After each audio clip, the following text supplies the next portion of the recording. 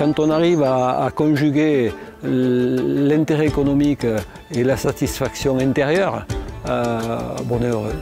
Voilà.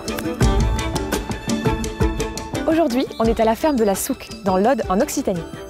Marc et sa femme se sont installés dans les années 80 et c'est aujourd'hui leur fils qui cultive les 250 hectares de l'exploitation en conventionnel.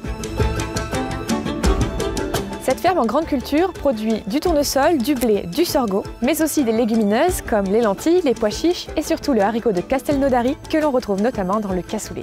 Et la question que l'on se pose, c'est comment tendre vers une souveraineté alimentaire grâce aux protéines végétales françaises.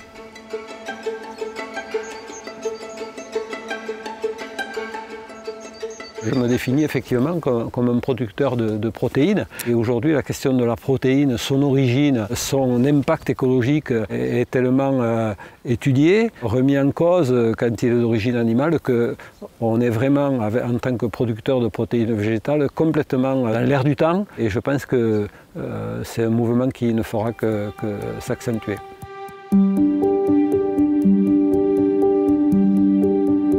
On compte près de 18 000 variétés et 40 espèces de légumineuses dans le monde. Celles qu'on mange et que vous connaissez, c'est les légumes secs, comme les lentilles, le soja, les pois chiches et le haricot.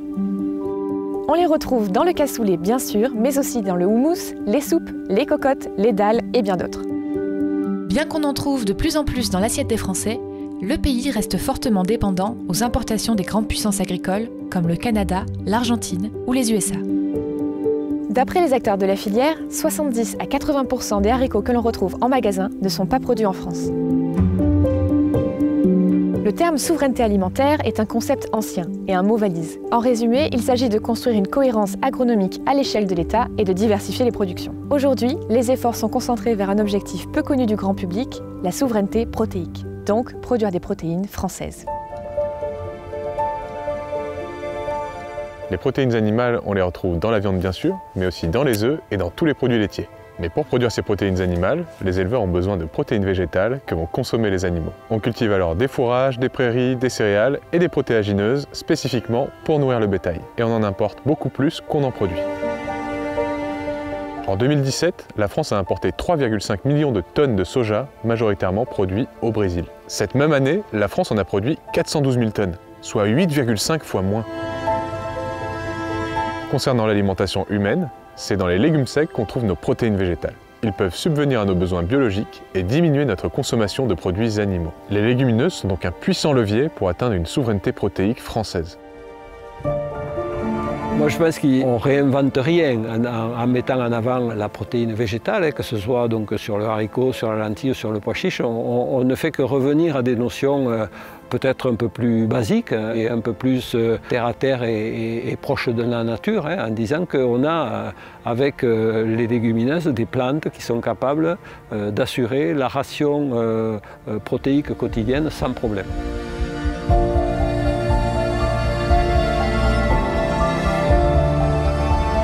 L'élevage a un rôle essentiel dans l'entretien des paysages et des équilibres écologiques. Mais la consommation excessive de produits animaux issus d'élevage industriel nous rend dépendants à l'importation de protéines végétales que les animaux consomment.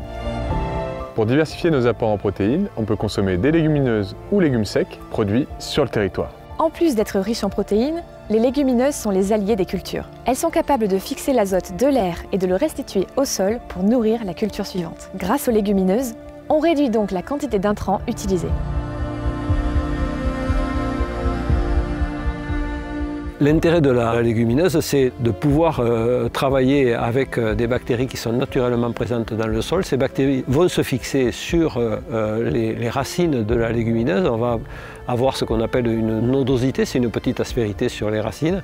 Et les bactéries qui vont être dans ces nodosités vont fixer l'azote présent dans le sol ou dans l'air et le partager avec la légumineuse, ce qui est un intérêt remarquable. Ces légumineuses sont donc de formidables alliés de l'agriculteur. Encore faut-il pouvoir les cultiver et les valoriser. Les variétés dont on dispose aujourd'hui et les modes de culture et même les machines pour la récolte sont des machines qu'on va importer parce que le savoir-faire des machines de récolte en France a complètement disparu parce que la culture du haricot est une culture qui avait pratiquement disparu du territoire français. Aujourd'hui, les protéines végétales commencent peu à peu à reconquérir notre cuisine. Mais, avant d'arriver dans votre assiette, vous choisissez vos produits en vous appuyant sur ce qui est écrit sur l'emballage. Moi j'ai l'habitude, quand je vais dans une grande surface, d'essayer de regarder d'où viennent les produits. C'est quelquefois compliqué de découvrir au dos du paquet imprimé à l'envers que ça vient du Canada, mais que ça a été emballé en France. Et donc c'est emballé en France, il y a un drapeau bleu, blanc, rouge. Et quelque part, à mon avis, c'est un peu une tromperie, quoi. Donc voilà, je pense qu'il faut aussi que le consommateur soit demandeur de cette clarification de l'origine des produits, et on aura tous à y gagner, et lui et nous producteurs, en développant des filières locales. Pour relocaliser la production de légumineuses, il ne suffit pas d'en cultiver. Il faut aussi trouver un marché pour les vendre. En structurant des filières autour d'un terroir, les agriculteurs constituent un réseau de production, transformation et commercialisation autour de leur culture. Marc a même participé à la création de l'indication géographique protégée IGP Haricots de Castelnaudary. Pour l'IGP de Castelnaudary, c'est l'assurance de s'insérer dans un marché rémunérateur et dans un marché identifié. On n'est pas dans un marché global avec des matières premières qui n'ont pas d'origine. Non, quand je produis pour le cahier des charges IGP de Castelnaudary, je m'engage à respecter un certain nombre de critères, mais aussi j'ai l'assurance que mon travail va être valorisé, que ce que j'ai fait va être connu et reconnu. Voilà. Marc cultive des légumineuses intégrées dans des rotations de culture avec d'autres productions. Du tournesol, du blé, de l'orge, du sorgho ou du colza, un agriculteur n'est jamais seulement producteur de légumineuses. On pourrait se dire, mettons des légumineuses partout, mais ce n'est pas aussi simple. On l'a vu, les légumineuses favorisent une alimentation saine et durable avec de nombreux bénéfices environnementaux et agronomiques. Elles nourrissent le sol, les animaux et les humains.